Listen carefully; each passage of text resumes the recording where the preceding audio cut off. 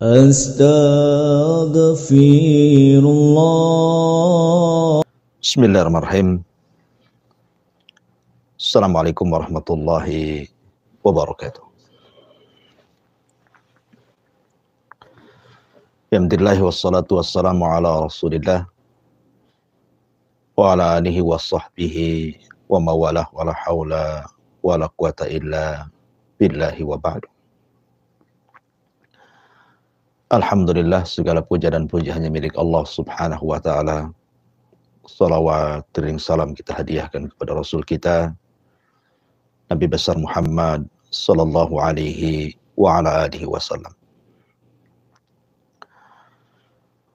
Alhamdulillah, di pagi hari ini dengan karunia dan nikmat Allah subhanahu wa ta'ala kita bisa bertatap muka walaupun lewat media. Dan kita masih diberikan nikmat oleh Allah di pagi hari ini untuk berthalabul ilmi. Salawat serta salam tentunya demi keberkahan majelis di pagi hari ini kita hadiahkan kepada Rasulullah A'zam, Rasulullah Muhammad sallallahu alaihi wa ala alihi wasallam. Pagi hari ini kita akan membahas tentang ma'un mubarakah. Air yang sangat berkah, bahkan terberkah di bumi ini. Tidak ada air yang lebih berkah dibandingkan ma'u Zamzam, air Zamzam. Bagaimana kisahnya? Apa kemudian faedah-faedah dari air Zamzam ini? Dan kenapa pula kemudian air ini menjadi air yang sangat berkah yang ada di atas bumi ini?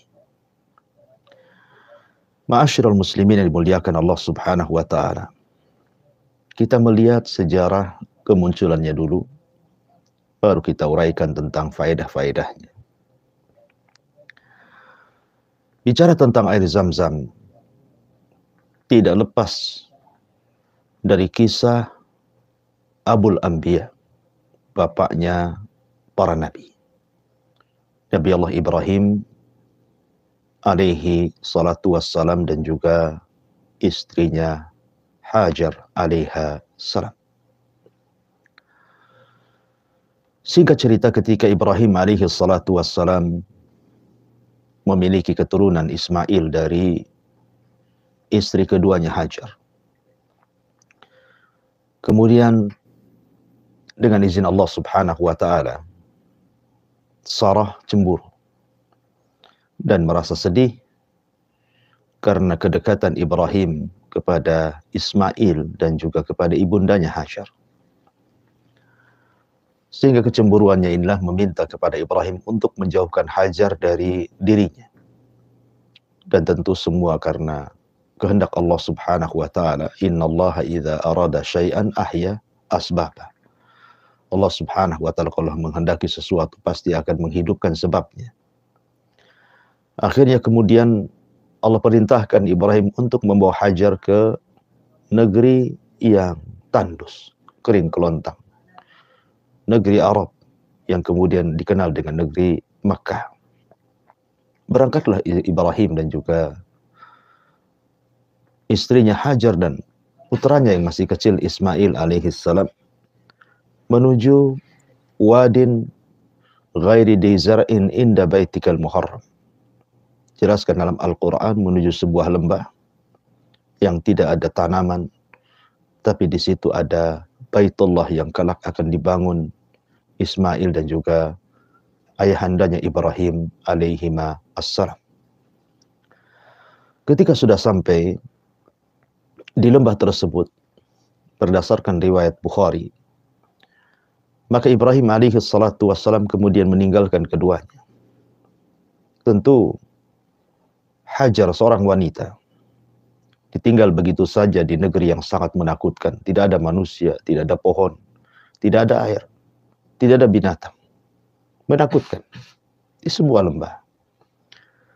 Kemudian Hajar pun bertanya kepada Ibrahim, "Ila aina tadhhab ya Ibrahim? Wa limadha tatrukuna hahuna?" hendak pergi kemana wahai Ibrahim? Dan kenapa kau tinggalkan kami di sini? Tapi Ibrahim tidak menjawab. Sampai akhirnya kemudian Ibrahim menjelaskan bahwa aku tinggalkan dirimu di sini ilallah, kepada Allah Subhanahu wa taala. Setelah kemudian Hajar yang memang sudah terdidik dari Ibrahim alaihi salatu wassalam, dia paham maksudnya. Sehingga dia mengatakan, kalau begitu idhab ya Ibrahim fala yudayyi'un Allah. Saya yakin Allah tidak akan menyia-nyiakan kehidupan saya di sini. Maka Ibrahim pun kemudian pergi. Kemudian setelah Ibrahim alaihi salatu wassalam menjauh daripada Hajar alaihi salam, maka kemudian Ibrahim alaihi salatu wassalam dari kejauhan berdoa kepada Allah Subhanahu wa taala dan mengatakan, Rabbi inni askantu min dzurriyyati biwadin ghairi di zara'in inda baitikal muharram. Ya Rabb, aku telah meninggalkan seluruh keluargaku dan boleh jadi nanti anak keturunanku di sini, di sebuah lembah yang tidak ada tanaman, di sisi rumahmu Baitullah Al-Haram. Dan Ibrahim mendoakan kebaikan kepada mereka dan kembali ke Syam, Palestina. Kembali ke kisah Hajar dan juga Ismail. Akhirnya kemudian Hajar dan Ismail ini sendirian di negeri yang sangat menakutkan.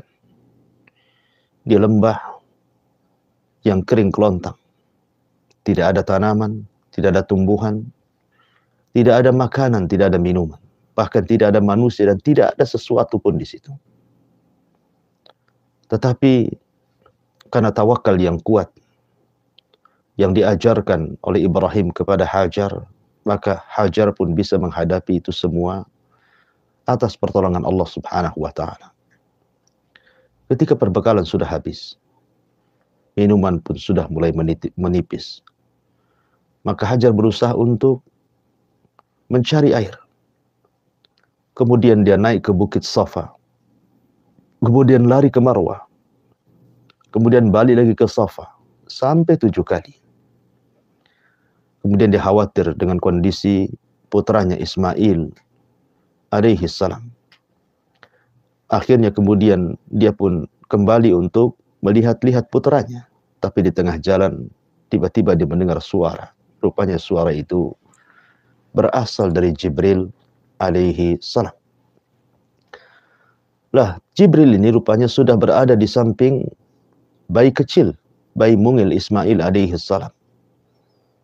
Kemudian menghempaskan dengan sayapnya dan menancapkan di bumi, tiba-tiba muncul air yang sangat berkah. Itulah ma'u Zamzam, air Zamzam. Seolah-olah ketika Jibril alaihi salatu wassalam menusukkan dengan sayapnya dan keluar air Zamzam di samping Ismail, bahwa air ini adalah milik Ismail dan milik keturunannya kala.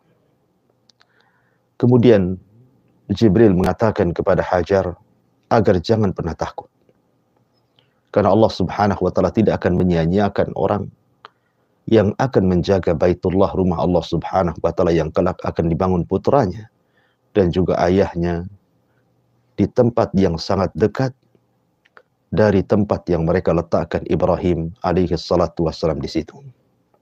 Kemudian malaikat Jibril pun pergi meninggalkan keduanya. Maka dengan sangat bahagianya Hajar melihat air. Maka dia lantas membendung air tersebut. Makanya kalau seandainya Hajar tidak membendung air Zamzam tersebut, kata Nabi SAW, tentu Zamzam akan melebar dan akan memenuhi padang pasir di negeri Arab. Tetapi dengan izin Allah Subhanahu wa taala, maka Hajar pun kemudian membendung dan mengatakan Zam, Zam, Zam, sambil kemudian mengangkat tangan, meraih tanah-tanah di sekitarnya, kemudian membuat lingkaran, dan jadilah kemudian Zamzam menjadi sebuah sumur yang kemudian diberi nama Ma'u Zamzam. Itulah sejarah awal kenapa munculnya air Zam-Zam. Ma'asyiral muslimin yang dimuliakan Allah Subhanahu wa taala. Ketika kemudian Hajar dan juga Ismail menemukan air Zam-Zam, maka mereka hanya minum dari air tersebut tanpa makan. Sampai suatu ketika datanglah sebuah kabilah dari arah Yaman. Nama kabilahnya Jurhum. Mereka sedang safar dan mereka kehabisan air. Kemudian dari kejauhan melihat burung yang terbang dan itu pertanda bahwa di sekitar itu ada air. Akhirnya kemudian kabilah Jurhum ini mendekati burung yang banyak terbang di atas itu. Rupanya betul di situ ada air dan ada seorang wanita dan ada seorang bayi kecil. Suku Jurhum ini suku baik. Kalau mau mereka bisa berbuat jahat kepada Hajar dan membunuhnya untuk mengambil air. Tapi mereka tidak demikian. Justru mereka datang baik-baik meminta air tersebut. Maka kemudian Hajar pun mengizinkan dengan cara barter makanan. Dari situlah Allah Subhanahu wa taala membuktikan bagaimana siapapun yang bertawakal dan menyandarkan diri kepada Allah, maka Allah tidak mungkin menyia-nyiakannya. Persis seperti perkataan Hajar, "Idzan la yudayyi'un Allah." Kalau begitu, pergilah wahai Ibrahim. Allah tidak menyia-nyiakan kami di sini. Dan di sini Allah buktikan. Datang kabilah besar, kemudian akhirnya memberi makan kepada Hajar dengan imbalan air, yang belakangan kemudian suku Jurhum ini menempati di sekitar air Zam-Zam itu. Lambat laun akhirnya menjadi sebuah perkampungan. Yang kemudian Ismail hidup di tengah-tengah kabilah Jurhum. Kemudian belajar bahasa Arab kepada suku Jurhum dan menjadi anak yang sangat fasih sehingga para ulama menyebutnya musta'arab, seorang nabi yang bukan Arab tetapi fasih berbahasa Arab. Itulah Ismail alaihi salatu wassalam. Ma'asyiral muslimin yang dimuliakan Allah Subhanahu wa taala. Setelah kemudian Ismail dewasa dan menikah dengan suku Jurhum, dan Allah Subhanahu wa taala mengangkat Ismail menjadi nabi dan rasul, kemudian berdakwah kepada seluruh kalangan Arab dan berhasil dakwahnya sehingga menjadikan semua bangsa Arab bertauhid kepada Allah Subhanahu wa taala. Kemudian Ismail wafat, tetapi agama tauhidnya masih terus diyakini dan diamalkan oleh orang-orang setelahnya dari kabilah Jurhum dan Arab secara umum. Sampai suatu ketika datanglah kabilah Khuza'ah menyerbu suku Jurhum. Dan suku Jurhum mengalami kekalahan. Sehingga karena takut mereka, orang-orang Khuza'ah mengambil air Zam-Zam, maka oleh suku Jurhum air Zam-Zam itu ditimbun. Sehingga tidak tahu berada di mana. Sehingga ketika betul-betul Khuza'ah menguasai Jurhum dan menguasai Arab, ada seorang laki-laki yang bernama Amr ibn Luhai. Dialah orang yang pertama kali merubah agama Ismail dan agama Ibrahim dari agama menyembah Allah semata menjadi agama penyembah berhala. Karena dia yang pertama meletakkan patung Hubal yang dibawanya dari Syam, diletakkan di sekitar Ka'bah dan mengajak manusia untuk menyembah berhala. Na'udzubillahi min dzalik. Makanya Nabi SAW mengatakan terhadap Amr ibn Luhai dan mengatakan, "Inni ra'aitu Amr ibn Luhai finnari yajuru am'a'ah." Aku melihat Amr ibn Luhai di neraka terburai ususnya. Kenapa? Li'annahu awal man ghayyara dina Ibrahim. Karena dia orang yang pertama kali merubah agama Ibrahim dan juga agama putranya Ismail alaihi salatu wassalam. Setelah sekian lama berlalu, orang-orang Arab mengenal cerita tentang air Zam-Zam. Mereka tahu ceritanya, bahwa di tengah-tengah mereka ada air Zam-Zam. Tapi mereka tidak tahu di mana air Zam-Zam itu berada. Hanya tahu sejarah dan kisahnya saja. Sampai suatu ketika, di masa Abdul Muttalib menjadi Sayyidul Batha, memimpin Arab ketika itu. Dan dia sedang tertidur di Hijar Ismail. Tiba-tiba kemudian malaikat datang dalam mimpinya. Kemudian mengatakan kepada Abdul Muttalib, "Ihfir tayyibah." Galilah At-Tayyibah. Kemudian keesokan harinya Abdul Muttalib bermimpi lagi. Kemudian didatangi malaikat yang sama dan mengatakan ihfir al-barra. Kemudian hari ketiga Abdul Muttalib bermimpi lagi dan didatangi malaikat tersebut. Kemudian dikatakan ihfir al-madnuna. Abdul Muttalib heran. Pada mimpi pertama disuruh menggali At-Tayyibah. Mimpi kedua disuruh menggali Barra. Kali ketiga disuruh menggali Madmunah yang tersimpan. Kemudian pada hari keempat datang lagi dan jelas-jelas kemudian malaikat ini mengatakan kepada Abdul Muttalib, ihfiriz Zamzam. Galilah air Zamzam. Kemudian dalam mimpi itu malaikat mengisyaratkan di antara ciri-ciri letak Zamzam. Di antaranya adalah qaryatun namlin. Di situ ada kampung semut. Kemudian yang kedua ada yang kurul ghurab. Ada burung gagak yang sedang mematuk-matuk. Kemudian yang ketiga intisyarud dam. Di mana akan ada darah yang tertumpah di situ. Kalau ada tanda-tanda tiga ini, berarti galilah di situ. Maka disitulah terdapat air Zamzam. Akhirnya kemudian Abdul Muttalib suatu hari dia lewat di perkampungan Arab. Akhirnya dia lewat di sebuah tempat yang banyak semutnya. Dia teringat dengan mimpinya. Kalau di situ ada kampung semut, kemudian dia melihat ada gagak yang sedang mematuk-matuk semut di situ. Kemudian tiba-tiba ada unta lari, dikejar-kejar oleh pemiliknya. Ketika sampai di kampung semut tersebut, tiba-tiba pemiliknya menyembelih unta tersebut sehingga darah kemudian menumpah di tempat yang banyak semut itu. Abdul Muttalib terfikir bahwa jangan-jangan ini mimpi yang diisyaratkan dalam mimpiku. Akhirnya kemudian Abdul Muttalib pun berusaha menggali tempat tersebut. Subhanallah. Ketika Abdul Muttalib dan juga putranya yang ketika itu tidak memiliki putra kecuali satu namanya Al-Harith. Dan Harith kemudian mencangkul tempat tersebut. Setelah kemudian beberapa meter dia mencangkul, rupanya Abdul Muttalib dan juga Al-Harith mendapatkan pondasi daripada sumur Zamzam. Disitulah kemudian keduanya bertakbir. Mendengar takbirnya keduanya, maka pembesar-pembesar Quraisy pada datang. Kemudian mereka mengetahui bahwa Abdul Muttalib telah menemukan air Zamzam yang selama ini ditimbun oleh kabilah Jurhum. Tiba-tiba kemudian mereka mengatakan, ya Abdul Muttalib, walaupun engkau yang menemukan air Zamzam ini, bukan berarti kemudian Zamzam ini milikmu. Karena sumur Zamzam ini milik bapak kita semuanya, Ismail alaihi salam. Maka kami punya hak bagian dengan air Zamzam ini. Kata Abdul Muttalib, oh tidak, aku yang menemukannya. Sehingga air Zamzam ini khusus untuk diriku dan kabilahku. Akan tapi orang-orang Quraisy mengatakan tidak bisa.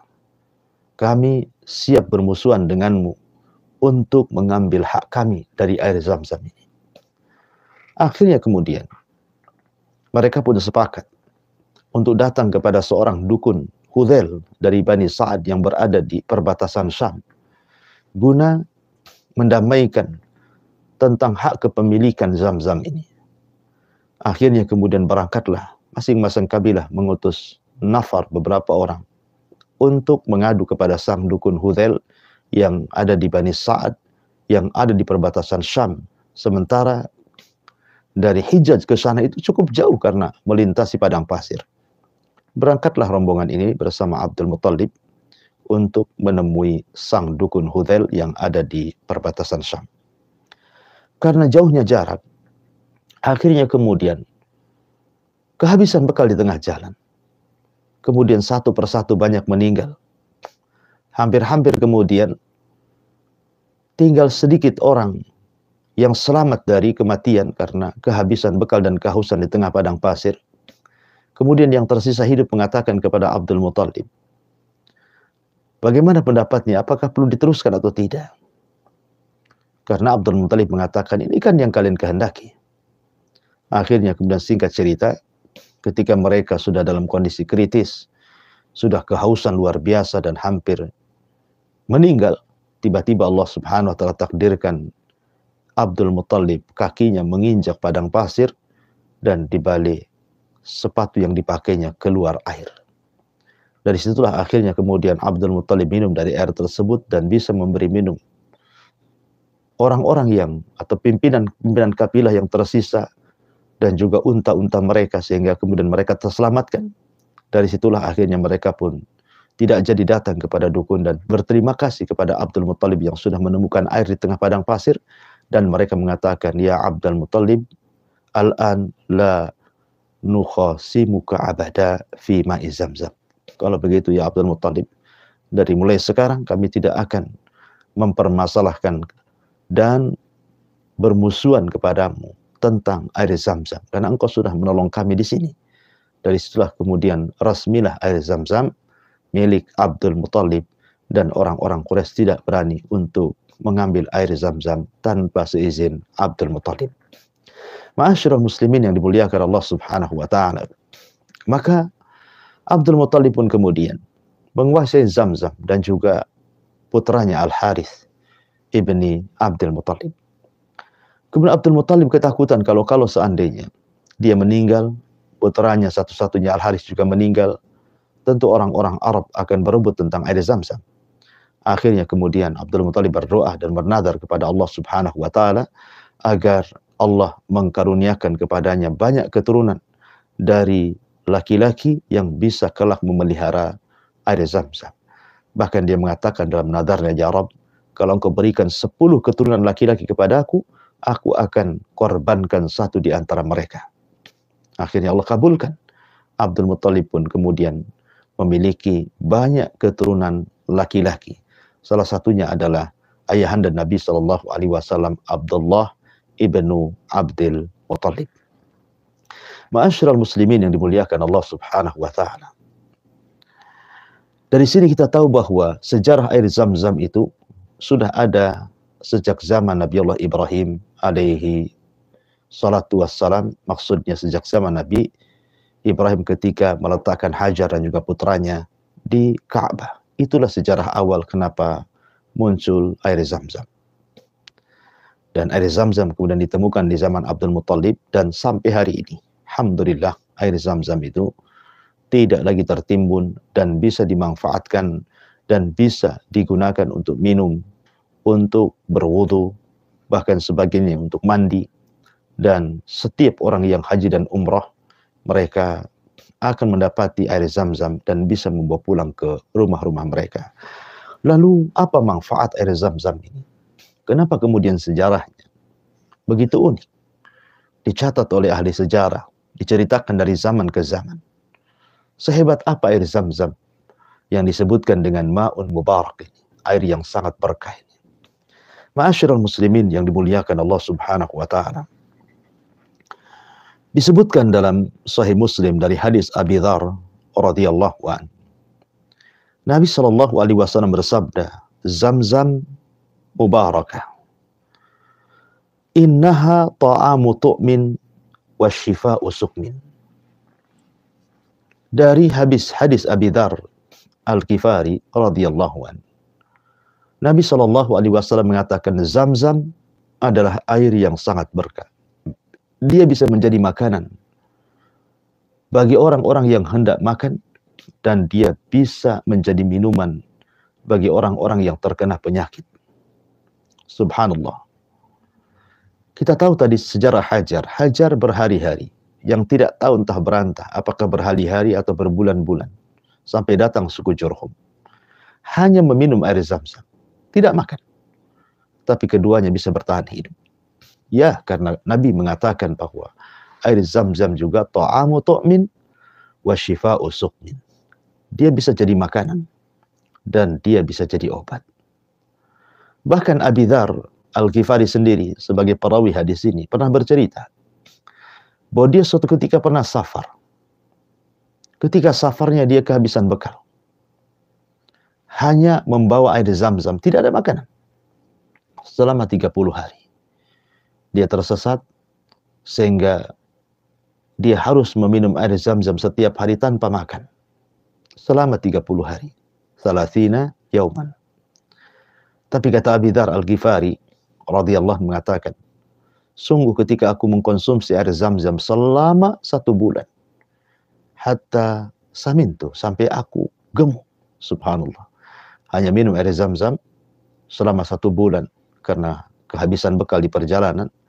Abi Dzar Al-Ghifari mengatakan, sampai aku gemuk hanya karena meminum air Zam-Zam. Sadaqallahul azim wa sadaqa rasuluhul karim. Sungguh benar apa yang disabdakan Nabi SAW bahwa Zam-Zam adalah ta'amu tu'min wa shifa'u suhmin.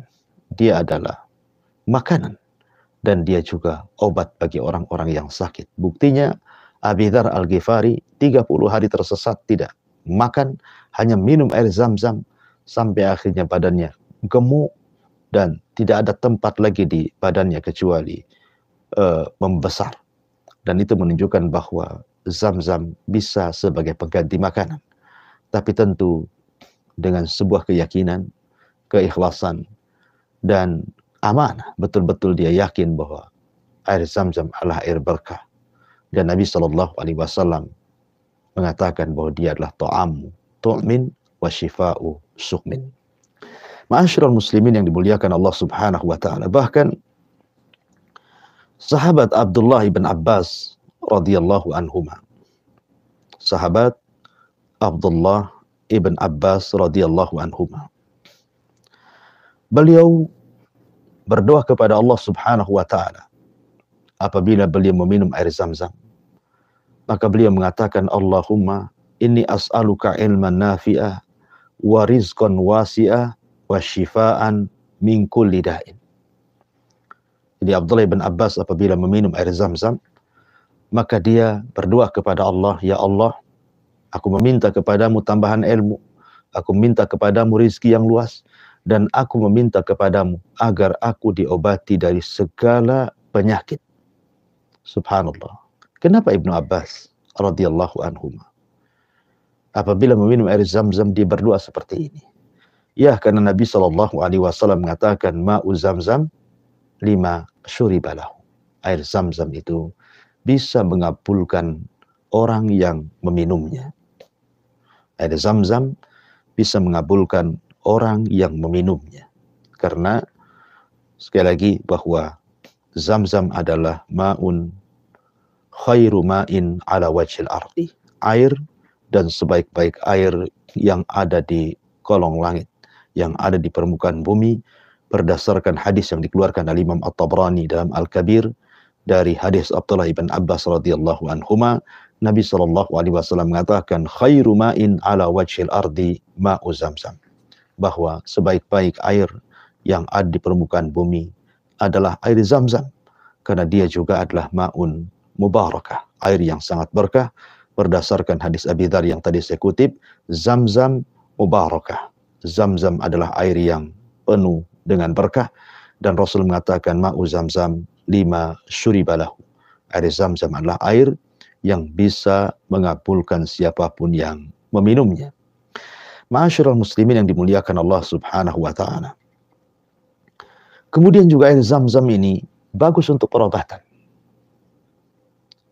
Siapapun yang meminum air Zam-Zam dan meminta kepada Allah Subhanahu wa taala dengan wasilah Zam-Zam yang penuh dengan berkah untuk mengobati, maka Zam-Zam bisa digunakan untuk perobatan. Dan itu berdasarkan hadis Nabi SAW yang tadi saya sebutkan, yang dikeluarkan Imam Muslim.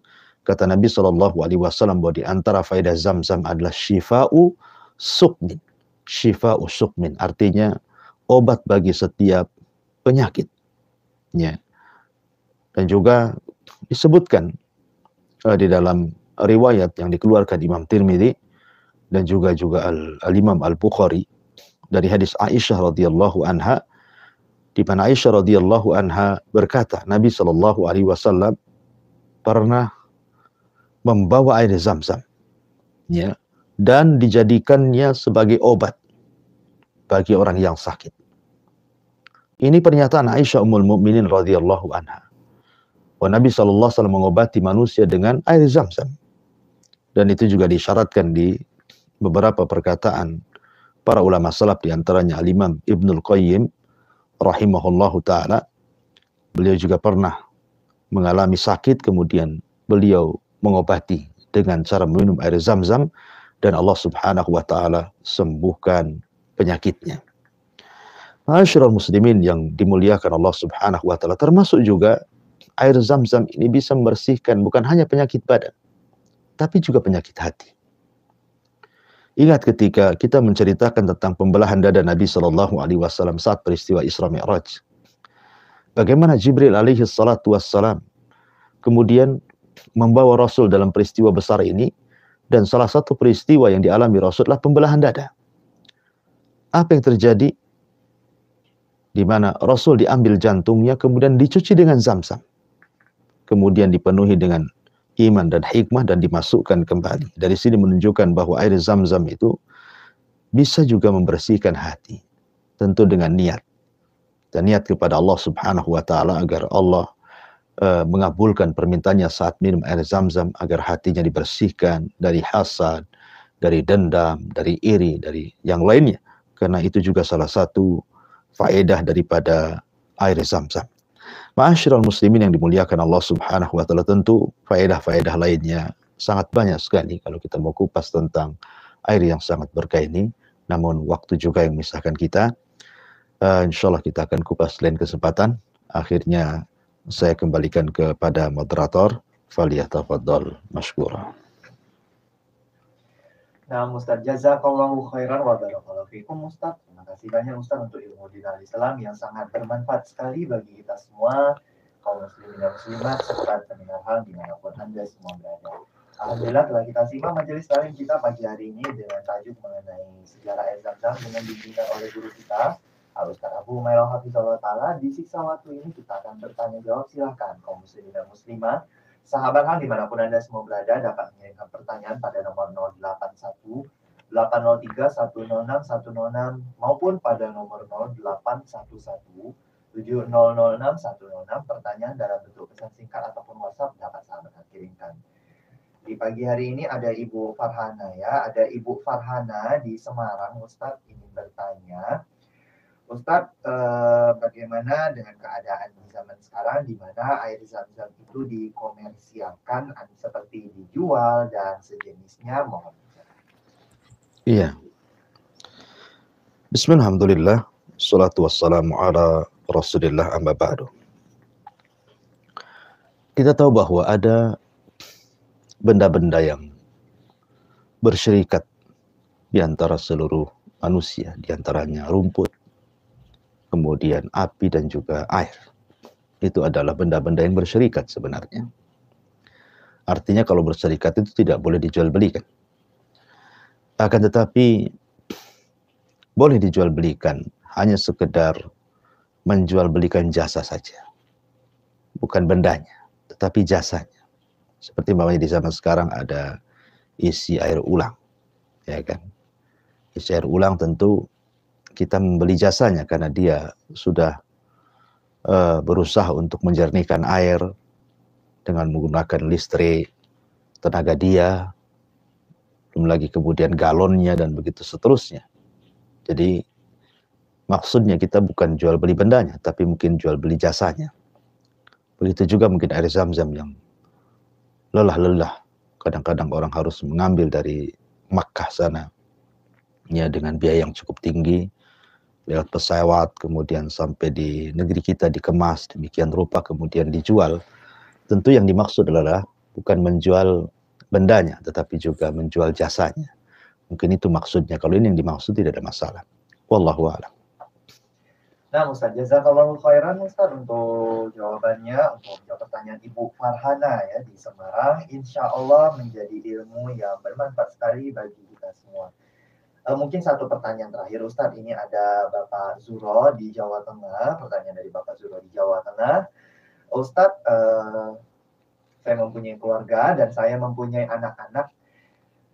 Hanya saja anak saya ini sebagian besarnya meninggalkan sholat. Ustaz, saya sudah nasihati dan berdoa kepada Allah agar anak-anak saya mendapat hidayah. Lalu mohon nasihatnya Ustaz, bagaimana cara saya akan jadi agar membuat anak-anak saya itu senang melakukan sholat dan taat kepada Allah. Ustaz, mohon nasihat. Ya, alhamdulillah, wassalatu wassalamu ala Rasulillah. Ya, pertanyaan di luar tema bahwa kewajiban Anda selaku orang tua, wajib membimbing anak Anda untuk diarahkan ke sholat. Karena bagaimanapun Allah Subhanahu wa Ta'ala berfirman tentang Nabi Allah Ismail alaihi salatu wassalam, di mana Ismail adalah wa ya'muru ahlahu bis salati waz zakat, di mana Ismail berusaha untuk memerintahkan keluarganya salat dan juga melaksanakan zakat. Dan Allah juga mengatakan secara umum, ku anfusakum wa ahlikum nara, jagalah diri kalian dan keluarga kalian dari api neraka. Dan tidak ada ibadah yang lebih mulia melebihi salat setelah syahadatain. Jadi kewajiban Anda adalah terus mendorong anak Anda untuk melaksanakan salat. Makanya penting pendidikan salat itu dimulai daripada ketika anak itu berusia dini. Makanya Rasul mengatakan perintahkan anak kalian di usia 7 tahun untuk salat. Dan boleh memukulnya dengan pukulan adab ta'lim di usia 10 tahun. Artinya jangan jenuh-jenuh orang tua merintahkan anaknya untuk sholat. Karena bagaimanapun itu kebaikan bagi anak sendiri dan kebaikan bagi keluarga. Oleh karena itulah maka berdosa orang tua yang tidak mengajarkan anaknya untuk sholat. Adapun kasus Anda, ya Anda terus saja meminta anak Anda untuk sholat. Terus, jangan pernah bosan-bosan. Ya, jangan pernah ada bosannya. Ya, karena bagaimanapun memerintahkan keluarga untuk sholat itu bagian daripada menghindarkan keluarga Anda dari api neraka. Dan terus berdoa kepada Allah Subhanahu wa Ta'ala agar anak-anak Anda dilembutkan hatinya dan diberikan hidayah sehingga mau melaksanakan sholat, karena yang memegang hati anak Anda itu bukan Anda, tapi Allah Subhanahu wa Ta'ala. Sebagaimana hadis Nabi mengatakan, ya muqallibal qulub, wahai zat yang membolak-balikan hati, menunjukkan bahwa hati itu dipegang oleh Allah Subhanahu wa Ta'ala. Minta kepada yang memegang hati agar hati anak Anda dilembutkan, kemudian mau melaksanakan sholat dan jangan pernah berhenti untuk mengajak keluarga sholat. Wallahu a'lam bishawab. Saya kembalikan ke moderator. Waliyatafadhal mashkura.